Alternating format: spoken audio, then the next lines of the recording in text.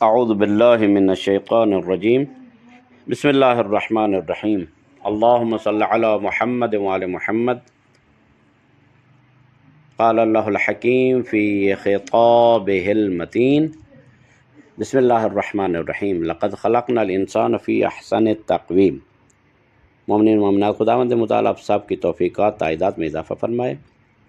خداوند متعال نے انسان کو اشرف المخلوقات بنایا ہے اور خدا چاہتا ہے کہ یہ اشرف المخلوقات میں سے ہی رہے، یہ گرنے نہ پائے، یہ پستی کی طرف نہ جائے، اور یہ اپنی زندگی کو بہتر بنائے، اعلیٰ انسان بنے، اشرف انسان بنے، بہترین اقدار کو اپنائے۔ تو یہاں پر ایک یہ سوال ہے کہ ہم زندگی گزارنے اور خداوندی زندگی گزارنے کے لیے آئے ہیں۔ ظاہر ہے کہ خدا نے ہمیں پیدا کیا ہے اور خدا چاہتا ہے کہ ہم اسی طرح زندگی گزاریں جس طرح خدا چاہتا ہے۔ یہ خداوندی زندگی کیا ہے؟ ایک سوال یہ ہے کہ خدائی زندگی کیا ہے؟ کیا یہ موجودہ زندگی جو ہم گزار رہے ہیں اس سے متضاد اور تصادم کا اور ٹکراؤ کا شکار تو نہیں ہے؟ تو یہ ایک سوال ہیں، تو اس کے جوابات جو ہیں وہ معصومین علیہ السلام کی زبان سے اور قرآن مجید کی زبان سے آپ کی خدمت میں حاضر ہیں۔ انشاءاللہ توجہ سے سماعت فرمائیں گے۔ انشاءاللہ انسان کی جو تربیت ہے، انسان کا جو نفس ہے، وہ یہ چاہتا ہے کہ ہر لمحہ کوئی نہ کوئی واعظ اور کوئی نہ کوئی نصیحت کرنے والا موجود ہو۔ امیر کائنات جیسی ہستی فرماتی ہیں لابد لی من واعظ، میرے لیے بھی کوئی نہ کوئی واعظ ہونا چاہیے۔ البتہ ان کی جو منزلت اور مقام ہے، ان کے لیے واعظ سوائے رسول اللہ کے اور کوئی نہیں ہو سکتا، کیونکہ واعظ بلند ہونا چاہیے، بلند مرتبہ، اور مولا علی سے بلند مرتبہ جو ہے وہ فقط پیغمبر اکرم صلی اللہ علیہ وآلہ وسلم ہے۔ لہٰذا کوئی نہ کوئی واعظ، کوئی نہ کوئی نصیحت کرنے والا انسان کو ہر لمحہ ہونا چاہیے، تاکہ انسان جو ہے وہ شیطان کی طرف مائل نہ ہو اور رحمانی قوتوں کی طرف اپنا رجوع کرے۔ پہلی بات یہ ہے کہ تخلیق کا مقصد، اگر ہم قرآن کی طرف رجوع کریں اور یہ سوال کریں کہ ہم کیوں پیدا کیے گئے، تو قرآن کا جواب ہے وَمَا خَلَقْتُ الْجِنَّ وَالْإِنسَ إِلَّا لِيَعْبُدُونَ۔ سورہ ذاریات آیت نمبر 56 میں ہے، یعنی میں نے جنات اور انسانوں کو صرف اپنی عبادت کے لیے پیدا کیا ہے۔ تو یہاں قرآن کا یہ جواب مل گیا کہ تخلیق کا مقصد کیا ہے۔ البتہ علامہ طباطبائی اپنی تفسیر المیزان میں فرماتے ہیں لیعبدون کا مطلب یہ ہے کہ پہلے لیعرفون، تاکہ مجھے پہچانے اور پہچان کر میری عبادت کریں۔ ظاہر ہے عبادت اس وقت ہی ہوتی ہے، حق عبادت، جب انسان معبود کو پہچانے، جس کی عبادت کی جا رہی ہے اس کو پہچانے بغیر عبادت ٹھیک ہے کسی حد تک وہ ہے، لیکن وہ عبادت مکمل عبادت نہیں ہوتی۔ پہلے اس کی معرفت حاصل کرے، پھر اس کی عبادت کرنی چاہیے۔ دوسری بات، عبادت کا مفہوم کیا ہے؟ ہمارے ہاں عبادت کا مفہوم کیا ہے، اور محمد وآل محمد اور قرآن کی نگاہ میں اور علماء کی نگاہ میں عبادت کا مفہوم کیا ہے؟ کیا مراد ہے عبادت سے؟ بعض اوقات ہم عبادت کو بہت محدود زاویے سے دیکھتے ہیں اور سمجھتے ہیں کہ عبادت صرف کچھ مخصوص رسومات تک محدود ہے، جیسے نماز ہے، روزہ ہے، حج ہے، مثلا صدقات دے دینا، یہ تمام چیزیں جو ہیں، تسبیح پڑھ لینا اور زیارت کر لینا، یہ عبادات میں ہم شمار کرتے ہیں۔ یقیناً یہ سب عبادتیں ہیں، لا شک ولا ریب، اس میں کوئی شک نہیں، لیکن کیا انسان کی تخلیق کا مقصد صرف یہی رسومات ہیں؟ فقط نماز پڑھ لے، روزہ رکھ لے اور حج کر لے اور اس کے بعد جو ہے چند تسبیحات پڑھ لے اور زیارت کربلا اور زیارت امام رضا علیہ السلام اور زیارت حضرت معصومہ اور بس یہ عبادت ہو گئی؟ نہیں، یقیناً یہ عبادات ہیں، بہت بڑی عبادات ہیں۔ اگر ایسا ہو تو یہ زندگی بہت تنگ اور محدود ہوگی، لیکن اگر ہم عبادت کے معنی کو گہرائی سے سمجھیں تو معلوم ہوگا کہ عبادت در حقیقت اللہ کی بندگی ہے۔ صدر المتعلقین بہت بڑے فلسفی تھے، وہ فرماتے ہیں کہ ہر شخص کی عبادت اس کے خدا کے ساتھ معرفت کے مطابق ہوتی ہے، یعنی عبادت اور خدا کی معرفت کے درمیان ایک براہ راست تعلق ہے۔ جتنی گہری معرفت ہوگی عبادت اتنی ہی وسیع اور مکمل ہوگی۔ اسلام ہم سب سے کیا چاہتا ہے؟ کیا وہ محدود عبادت چاہتا ہے، نماز روزہ، یا کیا وہ چاہتا ہے کہ ہم ایک خشک اور بے روح زندگی گزاریں، صرف نماز پڑھیں، روزہ رکھیں، ذکر کریں، بس اللہ اللہ کرتے رہیں، بس یا علی مدد، فقط نعرے لگاتے رہیں یا علی مدد کے؟ تو کیا اسلام صرف یہی چاہتا ہے اور باقی سب کام چھوڑ دیں؟ نہیں، ایسی بات نہیں۔ معصومین کی سیرت میں عبادت کا جو مفہوم ہے وہ کیا ہے؟ وہ ایسا نہیں ہے کہ جس طرح ہم سمجھتے ہیں کہ نماز، روزہ اور زیارت تک محدود۔ کیا معصومین علیہ السلام کی زندگی ایسی تھی؟ کیا حضرت علی علیہ السلام صرف دعا اور نماز میں مشغول رہتے تھے؟ نہیں، حضرت علی علیہ السلام سیاست دان تھے، جنگجو تھے، عالم تھے، محنت کش تھے، زاہد بھی تھے، عبادت گزار بھی تھے، اللہ کی راہ میں خرچ کرنے والے بھی تھے۔ وہ کنویں بھی کھودتے تھے۔ کیا ان کا کام عبادت نہیں تھا؟ کیا کنویں کھود کر اللہ کی راہ میں ان کو وقف کرنا عبادت نہیں تھا؟ رسول اللہ نے فرمایا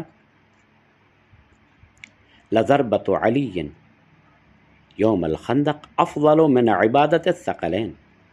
خندق کے دن یقیناً علی کی ایک ضرب، ایک وار جن و انس کی عبادت سے افضل ہے۔ یہ محض تعریف نہیں ہے، بلکہ اس لیے کہ یہ کام خود عبادت ہے، خود ضرب لگانا عبادت ہے۔ گویا پوری زندگی عبادت بن سکتی ہے، لیکن کیسے بن سکتی ہے؟ وہ اس طرح بن سکتی ہے کہ انسان اللہ کے لیے خالص کر دے اپنے کام کو۔ روزمرہ کاموں کو عبادت بنانا کیسے ہو سکتا ہے کہ ہم اپنے روزمرہ کے کام، نہ فقط نماز روزہ کو، بلکہ اپنے روزمرہ کے کام کو عبادت بنا سکیں؟ بہترین طریقہ ہے روزمرہ کے کاموں کو عبادت بنانا۔ خداوندی زندگی کیا ہے؟ جواب یہ ہے کہ ہمارے روزمرہ کے معمولات جیسے کھانا، پینا، سونا، جاگنا بھی عبادت بن سکتے ہیں، لیکن وہ کیسے؟ اگر آپ کھاتے وقت حلال و حرام کا خیال رکھیں، نیت یہ ہو کہ طاقت حاصل کر کے لوگوں کی خدمت کریں، کام کرتے وقت یہ سوچیں کہ کسی کے کام آنا ہے، تو یہ سب عبادت ہے۔ ایک واقعہ ہے کہ پیغمبر اکرم نے ارشاد فرمایا، جنت میں جانے والے کو دیکھنا چاہتے ہو تو ابھی جو شخص مسجد میں داخل ہوگا وہ جنتی ہے۔ ایک نوجوان نے دیکھا کہ ایک بوڑھا شخص آیا، اس نے کئی دن تک اس کا مشاہدہ کیا، یہاں تک کہ اس کے پیچھے اس کے گھر گیا، دروازہ کھٹکھٹایا، اس سے اجازت مانگی اور اس کے پاس مہمانی کے طور پر وہاں پر رہا، مہمان رہا، دیکھتا رہا، اس کے شب و روز دیکھتا رہا۔ کوئی خاص نہیں کہ کوئی خاص عبادت کی ہو سوائے واجب نمازوں کے۔ اور پھر اسی طرح 2 3 4 دن تک کسی نہ کسی بہانے کے ساتھ اس کے گھر میں رہا، اس کا مشاہدہ کیا کہ لیکن کوئی خاص عبادت نہیں دیکھی۔ آخر پوچھنے پر مجبور ہو گیا کہ بالآخر رسول اللہ نے فرمایا کہ یہ جنتی ہے۔ تو اے بزرگ بتاؤ تو صحیح کہ تم کیا کام کرتے ہو کہ رسول اللہ نے فرمایا کہ یہ شخص جنتی ہے؟ تو اس بوڑھے نے عرض کہا میں صرف یہ کام کرتا ہوں کہ جو کام کرتا ہوں اللہ کے لیے خالص کرتا ہوں، میری نیت قربتاً الی اللہ ہوتی ہے۔ لہذا یہاں سے معلوم ہوا ہم نہ فقط نماز روزہ، اگر کوئی شوہر اپنے گھر میں ہے، اپنی بیوی کے ساتھ ہاتھ بٹاتا ہے، اپنی بیوی کے ساتھ گھر کے کاموں میں اس کی شریک ہوتا ہے، تو وہاں یہ نیت کر سکتا ہے کہ خدایا میں تیرے لیے لوجہ اللہ، خالصتاً اللہ کے لیے میں اپنی بیوی کی مدد کر رہا ہوں، اپنی اولاد کو کھانا کھلا رہا ہے، اپنی اولاد کو کپڑے لے کر دے رہا ہے، تو اس وجہ سے کہ خدایا تو چاہتا ہے کہ اپنی اولاد کو خوش رکھو، لہذا میں تیری رضا کی خاطر اپنے اولادوں کو کپڑے لے کر دیتا ہوں، اپنے بچوں کو کھانا کھلاتا ہوں، اپنی بیوی کا ساتھ دیتا ہوں، اپنی بیوی کے ساتھ خوش اخلاقی سے پیش آتا ہوں، کس وجہ سے؟ لوجہ اللہ، خالصتاً اللہ کے لیے۔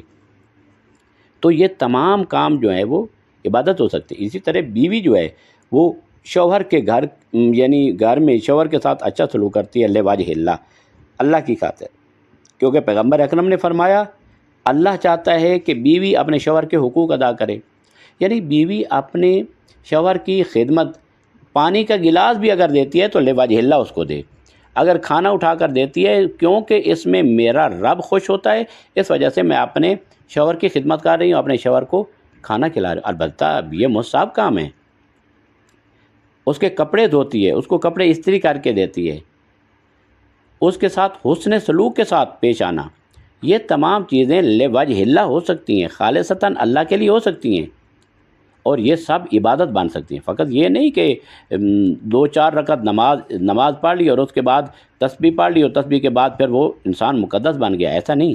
مقدس اور مخلص تب بنتا ہے کہ جب زندگی کے تمام کام جو ہیں اس کے اللہ کے لیے خالص ہوں۔ لہذا خداوند متعال ہمیں توفیق دے کہ ہم اپنے کاموں کو اللہ کے لیے خالص کریں۔ تو نتیجہ کیا ہوا؟ خداوند متعال کی مرضی کے مطابق یعنی خداوندی زندگی یہ ہے کہ انسان اپنے روزمرہ کاموں کو صحیح نیت اور دینی اصول و ضوابط کے مطابق انجام دے۔ اس طرح زندگی کا رنگ ہی بدل جاتا ہے۔ مثلا ایک گھر ہے، گھر میں میاں بیوی ہیں، اس کی اولاد ہے، تو یہاں پر اگر کوئی شخص اپنے گھر کو جنت کا نظارہ بنانا چاہتا ہے تو دونوں میاں بیوی کو آپس میں چاہیے کہ وہ سازگاری کے ساتھ، خوش اخلاقی کے ساتھ اور اسلامی اصولوں کے مطابق زندگی گزارے، اسلامی اقدار، اخلاق اسلامی کے مطابق زندگی گزارے، تو زندگی کا رنگ ہی بدل جائے گا۔ لوگ کہتے ہیں کہ ہماری زندگی جہنم بنی ہوئی، ہمارا گھر جہنم بنا ہوا، ہماری اولاد نافرمان ہے۔ کیوں؟ اس وجہ سے کہ میاں بیوی آپس میں ان کی سازگاری نہیں ہے، میاں بیوی کی اور بیوی میاں کی کیا کرتے ہیں؟ توہین کرتے ہیں، ایک دوسرے کے حقوق کی پامالی کرتے ہیں، ایک دوسرے کے ساتھ جو ہے اچھا سلوک نہیں کرتے۔ جب اولاد دیکھتی ہے تو اولاد بھی پھر اسی طرح بنتی ہے، پھر گھر کا ماحول کس طرح درست ہوگا؟ گھر کا ماحول تب درست ہوگا کہ شوہر اپنی بیوی کا شکریہ ادا کرے گھر کے کاموں میں۔ جب بھی کوئی وہ کام کرے جو بیوی پر واجب نہیں ہے تو شوہر کو چاہیے کہ وہ اس کا تھینک یو کہے، اور اگر شوہر سے کوئی ایسی غلطی ہو گئی ہے اور ایسا کوئی گناہ یا ایسے کوئی اس کے ساتھ بد اخلاقی ہو گئی ہے تو شوہر کو لازم ہے کہ وہ اس کے سامنے سوری کہے کہ سوری میں نے تیرے حق میں غلطی کی ہے۔ جب وہ یہ کرے گا تو بیوی کو بھی معلوم ہوگا اگر میں کل کروں گی مجھے سوری کرنا پڑے گی، مجھے معافی مانگنا پڑے گی۔ لہٰذا میاں بیوی باہمی حقوق جب ادا کریں گے تو گھر جنت کا ماحول بن جائے گا۔ بیوی کی فرمائش شوہر کی مالی حیثیت سے زیادہ نہیں ہونی چاہیے، اور شوہر کو اپنی بیوی کے حقوق کا خیال رکھنا چاہیے، جو واجب حقوق ہیں یا مستحب حقوق ہیں، اس کی شان کے لائق حقوق ہیں، ان کو حقوق کا خیال رکھنا چاہیے تاکہ زندگی وہ ہے یہیں پہ جنت بن جائے۔ علامہ طباطبائی فرماتے ہیں جو شخص 40 دن اللہ کے لیے اخلاص کرے، مخلص ہو جائے، من اخلص للہ 40 صباحا فجر اللہ ینابی الحکمہ من قلبہ علی لسانہ، جو 40 دن اللہ کے لیے اخلاص کرے، مخلص ہو جائے، اللہ اس کے دل سے حکمت کے چشمے اس کی زبان اور اس کے لسان پر جاری کر دے گا۔ لہذا ہمیں چاہیے کہ اپنی زندگی کو اللہ کے لیے وقف کریں۔ انشاءاللہ خداوند متعال ہماری زندگی کو اسی دنیا میں جنت بنا دے گا، اسی دنیا میں گلستان بنا دے گا، اسی دنیا میں ایک نمونہ بنا دے گا۔ ہمارے ائمہ اطہار علیہ السلام کے فرامین اور ان کی زندگی ہم دیکھتے ہیں کہ مولا علی علیہ السلام زندگی کیسے گزارتے تھے جناب زہرا کے ساتھ۔ اپنے باہر کے کام مولا علی علیہ السلام اور گھر کے کام جناب زہرا۔ پیغمبر اکرم نے خود یہ ڈویژن کی، یہ تقسیم کی کہ میری بیٹی علی مولا پر باہر کے کام ہیں اور آپ کے اوپر گھر کے کام ہیں۔ تو پھر ایک دن جناب زہرا نے عرض کیا یا بتا میرے لیے ایک کنیز مجھے دیجئے، تو پیغمبر اکرم نے فرمایا بیٹی میں آپ کو ایک ایسا بہترین عمل بتاتا ہوں، اگر وہ آپ عمل کریں گی تو آپ کے گھر کے کام کرنے میں آسانی پیدا ہو جائے گی۔ وہ کون سا تھا؟ وہ تسبیح حضرت فاطمہ زہرا سلام اللہ علیہ جو ہم واجب نمازوں کے بعد پڑھتے ہیں، اللہ اکبر الحمدللہ سبحان اللہ، لیکن اس تسبیح کو تسبیح بنا کر پڑھیں، اس کے مفاہیم کو ذہن نشین کریں۔ بس آدھے منٹ میں تسبیح ختم، ٹھک ٹھک ٹھک، اور پھر تسبیح ختم نہیں، اللہ اکبر الحمدللہ سبحان اللہ تھوڑا سا سمجھ کر پڑھیں اور اس کی گہرائی تک جائیں۔ یہ وہ تسبیح ہے کہ جو پیغمبر اکرم نے جناب زہرا کو تعلیم کی۔ جناب زہرا نے جب یہ شروع کی تو بیوی فرماتی ہیں کہ مجھے گھر کے کاموں میں آسانی پیدا ہو جاتی تھی، میں نہ تھکتی تھی اور نہ گھر کے کام جو ہیں وہ زیادہ ہوتے تھے، بلکہ آسانی سے گھر کے کاموں کو انجام دیتی تھی۔ لیکن اس کے باوجود جب بھی مولا علی علیہ السلام کو وقت ملتا تھا جناب زہرا کے ساتھ گھر کے کاموں کو ہاتھ بٹاتے تھے۔ تو گھر کے کاموں میں بیوی کا ہاتھ بٹانا یہ عبادت ہے، اس کو عبادت سمجھ کر شوہر کرے، اور بیوی آپ کے اپنے شوہر کے جو مستحب امور ہیں جو اس کے اوپر واجب نہیں ہیں وہ امور انجام دے۔ اس کے کپڑے دھوتی ہے، کھانا کھلاتی ہے، اس کے لیے کپڑے استری کرتی ہے، گھر کا جھاڑو دیتی ہے، گھر کی صفائی کرتی ہے، اس کے بچوں کی دیکھ بھال کرتی ہے، بچوں کو دودھ پلاتی ہے، بچوں کو خوراک کھلاتی ہے، اس کے والدین یعنی شوہر کے والدین سسرال والوں کے ساتھ اچھا سلوک کرتی ہے، ان کے بہن بھائیوں کے ساتھ اچھا سلوک کرتی ہے۔ یہ قربتاً اللہ کرے کہ میرا اللہ اس میں راضی ہوگا۔ جب اس میں قربت ہوگی تو خداوند متعال کیا کرتا ہے، پھر لوگوں کے دلوں میں اس کی محبت کو ڈال دیتا ہے، لوگوں کے دلوں میں اس کی محبت ڈال دیتا ہے، لوگ اس سے محبت کرنے لگتے ہیں، یعنی اس کے سسرال اس سے محبت کریں گے، شوہر اس سے محبت کرے گا اور پھر اس کا شکریہ ادا کرے گا۔ ویسے بھی شکریہ جو مان لم یشکر المخلوق لم یشکر الخالق، جو مخلوق کا شکریہ ادا نہیں کرتا وہ خالق کا شکر گزار نہیں بن سکتا ہے۔ لہذا سب سے پہلے ہمیں اپنے قلوب کو خالص اللہ کے لیے بنانا پڑے گا، اور پھر حقوق الناس کی طرف بھی دیکھنا پڑے گا، ان کی ادائیگی کرنا پڑے گی۔ اور یہ کنسیپٹ جو ہے کہ محدود عبادت ہے فقط نماز روزہ، یہ نہیں، بلکہ تمام زندگی کے نیک کام جو ہیں وہ عبادت بن سکتے ہیں، بشرطے کہ ہم اللہ کے لیے خالص کریں۔ انشاءاللہ خداوند متعال ہمیں تمام کاموں میں اخلاص جیسی عظیم نعمت سے نوازے اور ہمارے گھروں کو جنت کا نمونہ بنائے انشاءاللہ۔ وصلی اللہ علی محمد وآلہ الطاہرین۔